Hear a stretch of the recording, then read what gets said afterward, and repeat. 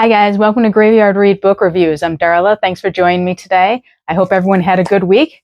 I'm going to do a video on author spotlights. I'm going to do this every once in a while, just to promote their work, their books, and to give you more information about who they are.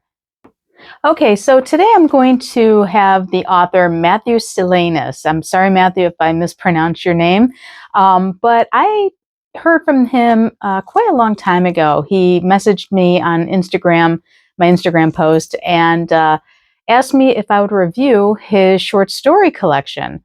And of course I said, yeah, of course. And it turned out his book is called As It Stands.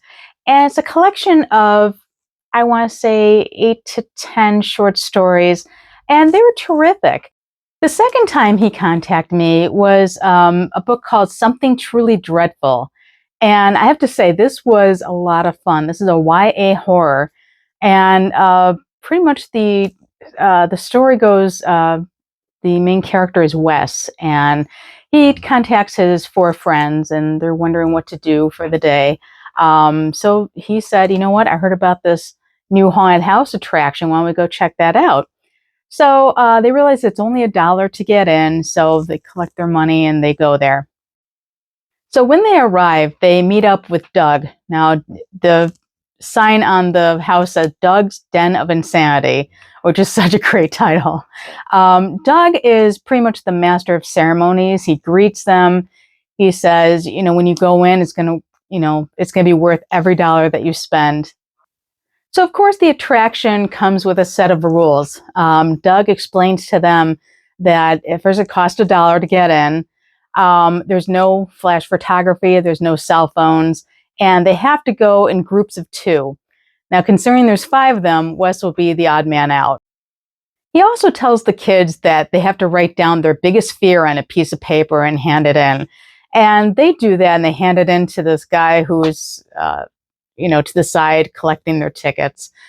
And so 2 by 2, they go in groups, and it's a little more than they asked for. So, the kids, they have their biggest fear. Like, one's afraid of mannequins, one is afraid of spiders. So they go in, and it's kind of like a fun house effect. So they go in, and strangely enough, they get separated, and they meet up with their darkest fear. So since Wes is the only one left, Doug takes advantage of the situation and kidnaps him and says, guess what? I'm going to take you to my master. I think his name is Von Den or Von Dunn or something like that. So Wes is like, what happened to my friends? Are they dead? And Doug, keeps quiet about the situation. And from there, I'm going to go into their sequel that Matthew wrote called Something Even Worse. And this is the cliffhanger to what happens to the previous book. Doug is more of a sympathetic villain in this book. You feel bad for him because he's being persuaded by this villain who wants to take kids' souls. So these are really fun books. They're YA horror. To me, it kind of has this Blair Witch Project vibe to it. And, the kids get separated one by one, and it gets more scary as it goes on. And Wes is a great character. I love Doug. Doug is the best character. He plays that sinister, handsome villain that, big wide smile, trying to convince them, come on in, it's going to be a lot of fun. And then the worst happens. Most recently, Matthew has a new book called Beyond Repair. And I read this one, and this blew my socks off. This is definitely not a YA horror. It's very slow starting, but when you get to the ending, you're like, oh my God, what am I reading? This is nuts. So there's 2 characters. There's Bill and Lucas. And Bill is kind of like a down and out, nothing goes right for him. He owes money to everyone. His wife left him. So he's very depressed. Lucas is a collection agent, and he's doing the best he can to support his family, except the collection agency isn't a normal collection agency. Their punishments are by extreme means. So I don't want to give too much away because it's a short story, and if I do give more of the storyline, it's kind of ruined, and I don't want to ruin it for you. However, the ending to this is extremely graphic, and if you're squeamish, I recommend maybe passing on this one. But if you're like me, I'm squeamish, and I put down the book saying, "Oh my God, I can't believe what I just read," and then I'm like, "But what happens?" I start reading it again. I'm sure everyone has read books like that. So you can find Matthew's books on Amazon. I think he has 3 or 4 of them. He also is on Instagram, so please give him a follow on his Instagram page. And I'm looking forward to reading more of his. And I want to thank Matthew for sending it to me and having me review it. I have another author that I want to highlight, T.D. Lawler. Now, I've done his reviews in the past, and he's just a wonderful writer. I did a review for Super Beast 96, and this was really cool. This is like a slasher monster series that he does. I hope he writes more of these because they're a lot of fun. They're cool. But typically his writing is a little more dark, a little more deep.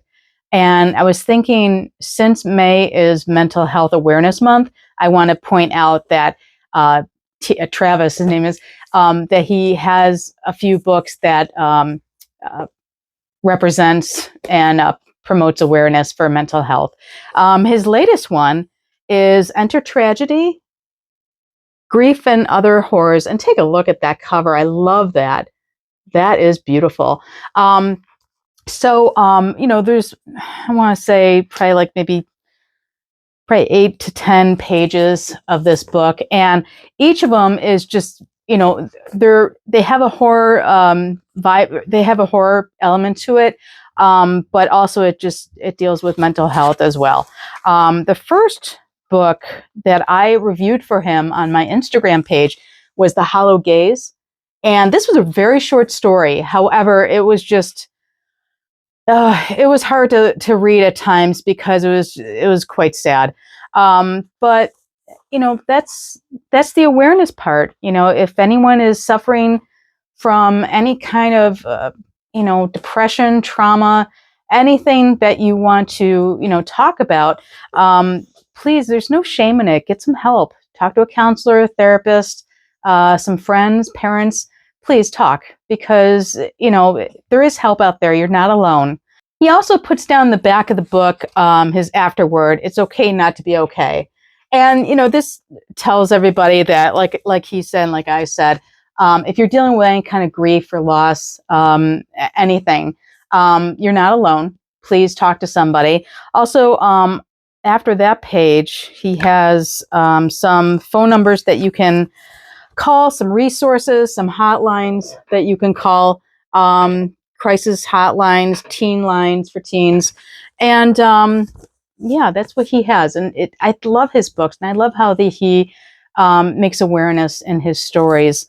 On a pleasant note, I was very surprised when he did this, and I'm very honored. He put my review on the top page of his praise list of the reviews, and I'm so excited by that. I'm very honored. So thank you, Travis, for doing that. He does have other stories coming out, which hopefully he contacts me, because I'd love to review them again.